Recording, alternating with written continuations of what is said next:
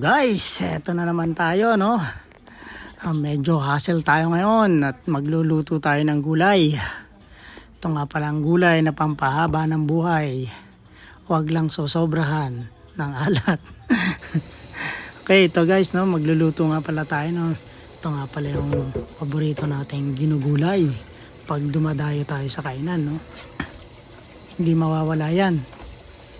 Okay, simulan natin, hiwain yung mga gulay natin, no? Ampalaya, bitter melon, eggplant, long beans, sitaw, tsaka squash, kalabasa, shrimp paste, yan, pag-uong, shrimp paste, onion, garlic. Yun nga pala, pwede kayo magsahog ng baboy dito, no? O kaya manok, pork or chicken, pwede nyo ilagay dyan sa recipe natin. Tapos ang ginamit ko nga pala dyan, kasi nagluto tayo ng adobo nung nakaraan, may tira kong adobo, kaya re-recycle natin yan ang isasahog natin ngayon sa pinakbit natin. Alam nyo naman ang adobo, pag tumatagal, sumasarap. Parang asawa, no? Okay guys, luto tayo. Guys, sisimulan natin maglagay ng oil. Then lagay natin yung red onion natin sa oil. Okay. Gigisa lang natin yan, no? Nga pala yung adobo, pag nagluto kayo ng baboy at wala kayong rep, magluto kayo ng adobo, ay adobo nyo lahat ng karne nyo. Yan, pwede nyo pang sahog-sahog. Masarap isahog yan. Alam nyo naman ang adobo, matagal ang ano yan eh. Pag naluto na. Diba? Lalo pang sumasarap pag matagal yung adobo natin. Kaya nagigisa lang natin yung ano natin, yung onion and garlic. Sitay lang natin. Kita nyo yung pork, yung adobo natin, ilagay din natin. Wow, yun ang bida, oh. Kitang-kita nyo naman yung bida. Guys, yan, lutuin lang natin. Nagisa lang natin. Okay. Hindi na natin patatagalin na isote yan, no? Kasi kita nyo yung bida, masaya yung bida ngayon, ah. Hindi natin patatagalin isote yung pork kasi yung pork is luto na. Ang inuna ko nga pala dyan, yung ampalaya.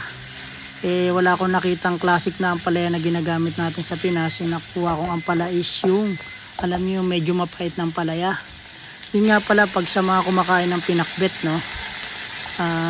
Yung iba ayaw na mapait yung ampalaya. Ang technique mo pala dyan, pag ayaw nyo mapait yung ampalaya, hugasan nyo sa asin.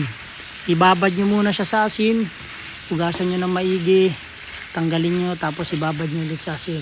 Kita nyo, inuna ko yung ampalaya saka yung kalabasa kasi yan yung matagal na maluto sa pinakbit natin, no? Kaya sila yung inuna kong lutuin. Okay. Tapos saka ko ilalagay yung iba, talong, sitaw, okra, pinagsama-sama ko, pinagsabay ko yun, yung tatlong yun. Basta inuna ko yung ampalaya. Kaya pag naghiwa kayo ng pinakbit nyo, unahin yung hiwain yung ampalaya para maibabad nyo na siya sa asin. Tapos tutubigan ko na siya, no? Konting-konti lang yung tubig natin. Ilalagay natin. Water, no? Konting-konti lang. Tapos antayin lang natin.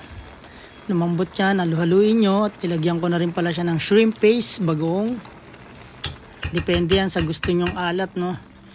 Pagka naglagay nga pala kayo ng bagoong dyan, pwedeng hindi gisado. Yung ginamit ko kasi yung gisadong bagoong na, medyo manamis-namis. Masarap kasing ilagay sa pakbit natin. Kung hindi naman gisadong bagoong ilalagay nyo, lagyan nyo siya ng asukal. Para medyo manamis-namis yung ano natin, pinakbit. Guys, nilagyan ko pala siya ng oyster sauce. Yan. Oyster sauce. Saluin nyo lang. Maganda yan sa pinakbit. Guys, takpan nyo. Takpan nyo siya. Tapos lutuin nyo ng mga 1 minute. Halo. Takpan nyo ulit. 1 minute. Hanggang sa mapantay nyo yung luto ng gulay. Huwag nyo siyang i-overcook kasi mas masarap ang gulay kung medyo malutong-lutong natin kinakain yan, eh. Especially yung sitaw tsaka yung ano, talong. Ayan, mas masarap yan kung may chicharon, di ba? Okay guys, kain tayo. Sana nagustuhan yung recipe. Maraming salamat. Bye-bye!